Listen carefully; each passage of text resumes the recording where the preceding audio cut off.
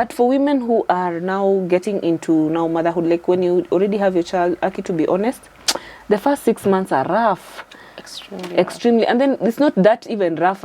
Now wacha nikuambie tena ufikile stage ya mtoto ni lazima introduce chakula. Oh my God. Then kuna kuosha sijui kila kitu. Then that stress continues till the child is 1 year. Akishafika 1 year, wacha ngoja unaenda ku experience utanicall unishow. Manze akishaanza kutembea unaona ako independent, like they are no longer attached to you, like they have a brain. That's where we are right now. Man, let me tell you, it's an awakening. But now it is a stressful situation because now they are going places you don't want them to but go. But wewe ndio uko na stress. Sasa self care hapo ndio self care ina come through. Self care inakujaga hapo kwa sababu self care ni wewe ni kujifungia kwa room na kusema si unaweza tembea do you. Yeah, so self care for me and the balance. Balance, I think, to be honest, from what I have experienced, the balance you get where you can now probably present yourself, you go back to yourself rather than the self-care. And also, just understand that you might not go back 100% to who you were before. So don't beat yourself up. Because that's, I experienced this after a child. I was trying to fit in my clothes. And I'm just like, see, I don't feel like myself. But then I realized, fuck, your body has changed. So you need to buy new clothes to fit your new body. And then it's a new personality. Yes. You can't just, you want to go out, but in the middle of being out, you're like, let's go home. Why did I come here? Hapa kuna baridi. Hapa kuna baridi. Hapa kuna harufu mbaya mbaya. I need to see my child. So yeah, balance, you probably get your balance after 2 years. Yeah, you reset pretty much after 2 years and pretty much start enjoying the things you enjoyed. Maybe 2, maybe 1 year, depending on also the kind of support you get around you. 100%. Yeah, so balance, Cory.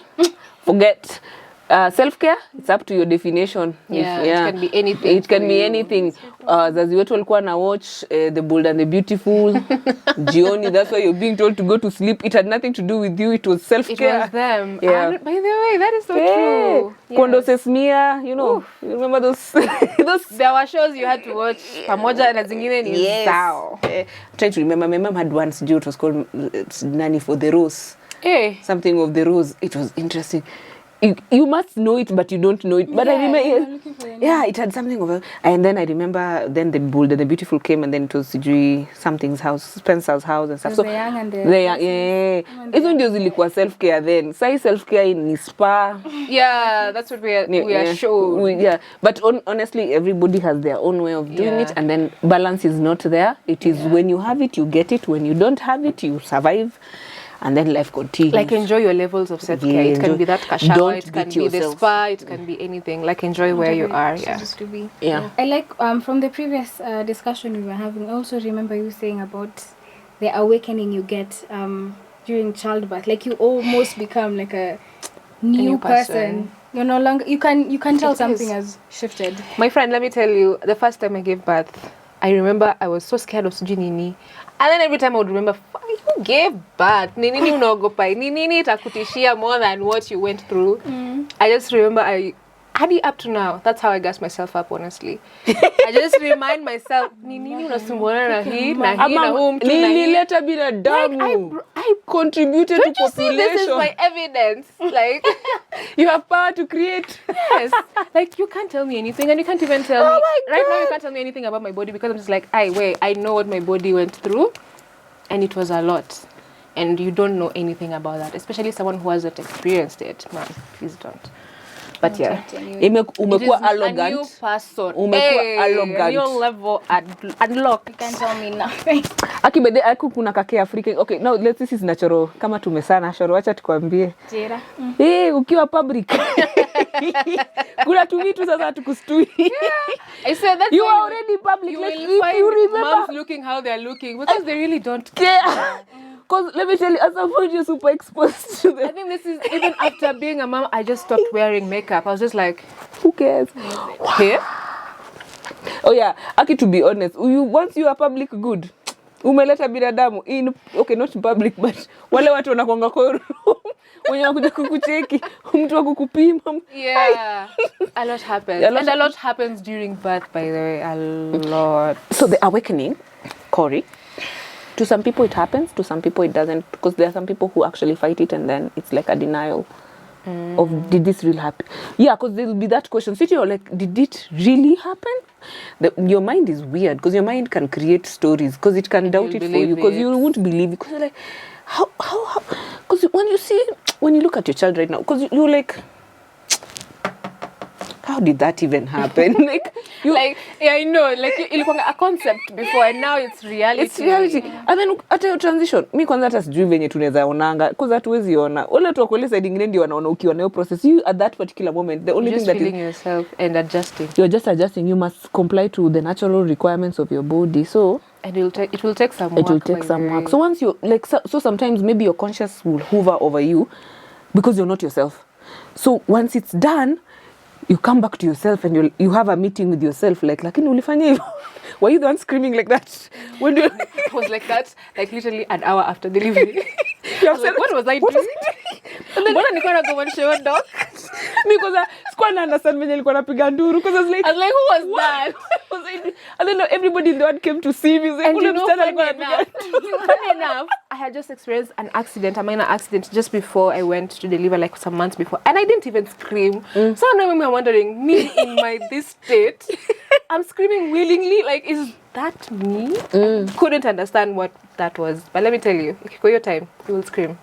Si lazima kuna wale watu wa husa. My friend, please. Dula. No. I haven't met anyone who has husad and delivered. Tutakutafutia, mimi ndakutafutia. Please do because Mimi don't scream but that. Lakini sasa wacha tutukushow. Your awakening ni real. Both sides utaenda kuwa na meeting by yourself ama utakuwa na ile kama huyu arrogance. Ndio kusema I did that shit. I brought somebody here. Kuna mtu atalipa taxes in 18 years because of me. Yes, someone is government owes me. In fact, unafaa tulipange bana. Asi watu wanakari wanachukua deni huko wakijua tutoa. Guys. Anyway, yeah, so that answers those two questions. I wanted to know how your perspective on life has changed since then. Like, especially being a mom. Hey, kanali answer. Mi yangu ni refu. My perspective on life. Life like waje, life yote. You know how you're saying before, there's certain things you've had to come to terms with. Like, this is me now.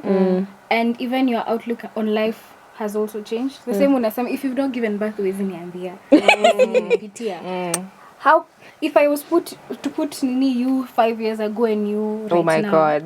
What I think for me it is, I don't know if it was the same case for you, because now I'm learning some new things. Because I'm still learning to be a partner to someone and also a mother to someone. And then me as a friend or a sister or any of the rest. So there are multiple roles that it comes with. Something is suffering, and for sure it's my friends. It's suffering because I'm not putting in the effort. Siko bani season. Yes. When you wanna drop. That is also true. Yes. For me, it's a stage of learning. Like, sometimes I wake up and I'm wondering, is this really my life? Oh, yeah. Because Nico, like, what? I don't think I had the transition. Like, you know how people say, stay together with your partner, enjoy their partnership first, and then have children. Me watu wa dictionary na hizi maps. Si watu kuja watu ambie walizitoa wapi, that wasn't the case and then I've realized it's not for many people at the same time. Yeah. So you're learning each other, you're learning this new child, you're learning your parenting, and how you don't have to judge each other's parenting and styles. And you're both parents for the first time. Yes. Imagine. Yes. Alafu ndio utajua kumbe kuna maybe you were not raised well. You used to think you are raised well. It's so hard for a mother to take the criticism from the partner, because you're like, me, I'm the mother. You're the nurturing one. Hey, how do you know that? No, me, I'm the one who knows everything. So it is a process. I'll just say honestly, I can't say I have a direct answer to you. I say life is good. I can't say that it is. Life is good, bana. It is. I'm not saying it's very good. It is a learning process for me. So maybe my answer might change 2 years down the line, or even tomorrow. I don't know. Something might trigger a change. But yeah, that's me. Mimi najua tu ndo hapa story. Let me tell you guys, in 21? Okay. Oh, that's how it starts. Yes, we're here. Story time. We are ready for you, Queen. Mimi there's a bit story. First of all, please animate it. I'll animate. First of all, let me tell you the things you think, or rather you thought you were. before. Yeah. Just chukua hiyo nguo uitan. Do you know what's so fascinating about this time? When I get my child, I'll come back to this episode and then Okay, I know please. me now. And compare with me. Utaona venye ulikuwa clueless uko na maswali. Nashtuka hivi vitu na kumbe Like, whoa. it's happening, guys. I'll call you. And No, tell you me, I'm alive for you. I will be alive for you. Yes. So, the things I was, honestly, like right now I look back and I'm like, bitch, what was wrong with you? What did you think you? I valued money, like I valued the aesthetics of life, like I don't know what to say. Like I get you there. Yeah, the things I valued were awkward. They were watu wanapenda materialistic. I'm still a materialistic girl. However, that extent of materialisticness I had was naive. It was naive. As in, to be very honest, when I look, so I'm turning 36 very soon. Ooh, and look how she's looking, my friend. Adulthood has taught me foolishness is not good. Hey, what do you think you're experiencing in your 20s? Please shut up. It's nothing. Shut up. Maybe it's nothing. Yeah. No, I'm sorry. And the perspective in life, as in every sphere of life. Yeah. Religion, as in, you know, you used to the way you used to look at people go to church, you're like, uko na hangi, saiwe uko kwa line, uko kwa queue, unataka kukaa bench za kwanza, as in, your prayers to God are honest, as in, you're praying for good life and health. Yes. Before ulikuwa na pray for money. God nifungulie mlango. As in the what? Friends, as in the friends you used to attract, you know, the you guy, my guy, maze, you know, like the flow. Yeah. Saa ukiwaangalia, as in ukikutana nao watu go to, hey, what was this? It's the same way you ask yourself, why did I ever date this person?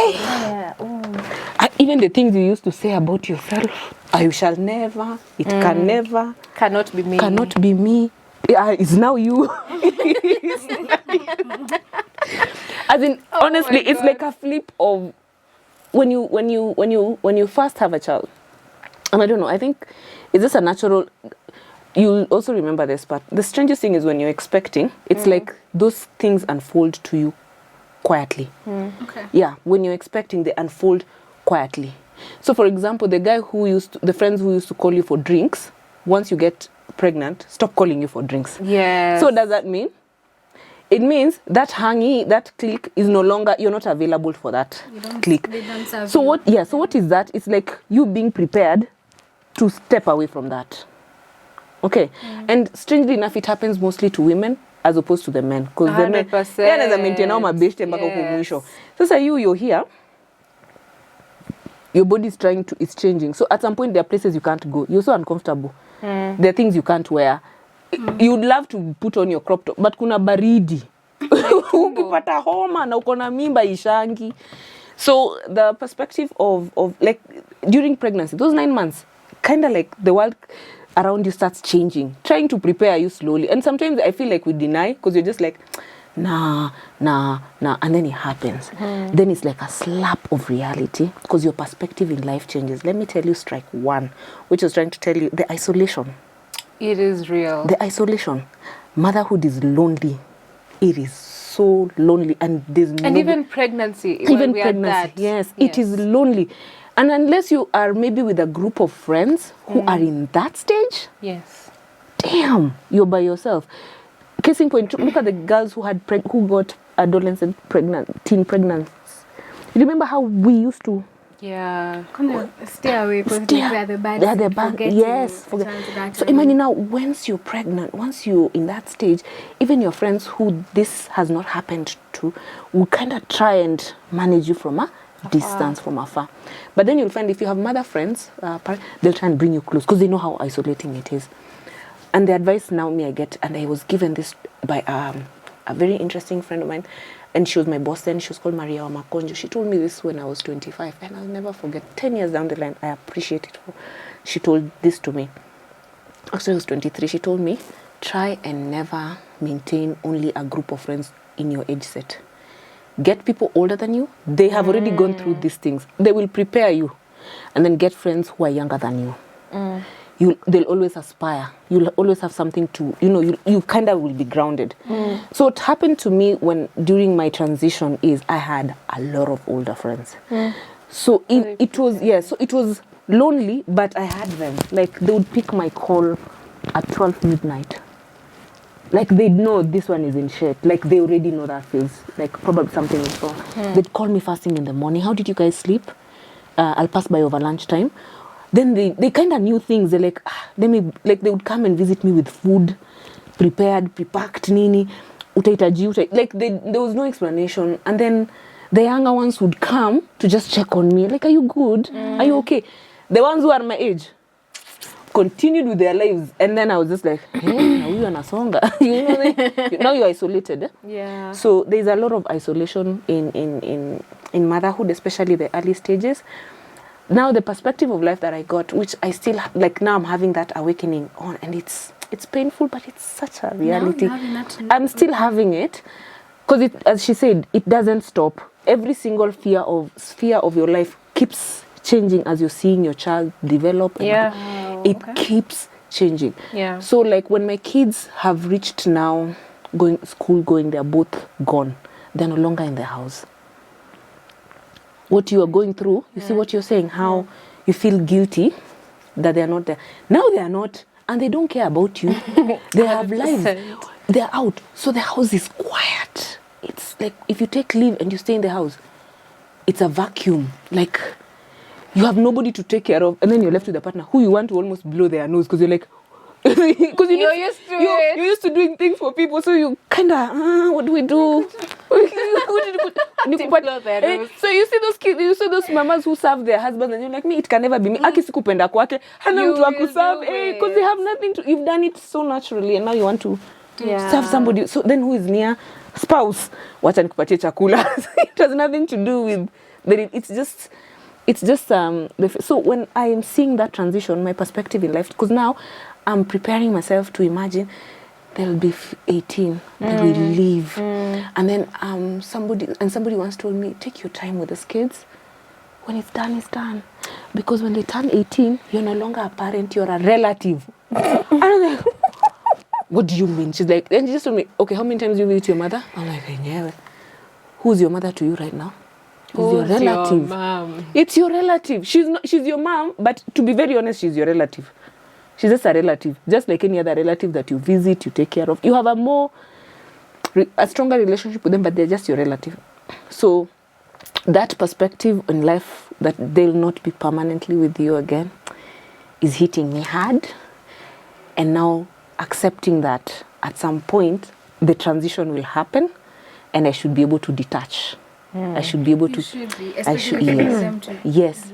So when they come and tell me about their friends, let me tell you, and then the things that nobody even prepared you for. When a 5-year-old tells you who their husband is going to be, and you're just like, wow. 35. Yeah, it is what it is. It is 5. You got 30 more years, but it's okay.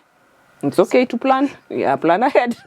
But then it hits you then that this child is already trying to detach, to tell you that I will have a different life from your life. My kids keep telling me, which I'm proud of, when we grow up we want to be moms. I'm just like, yeah, I did a good job, guys. Like, look at that admiration. Product wants to be producer.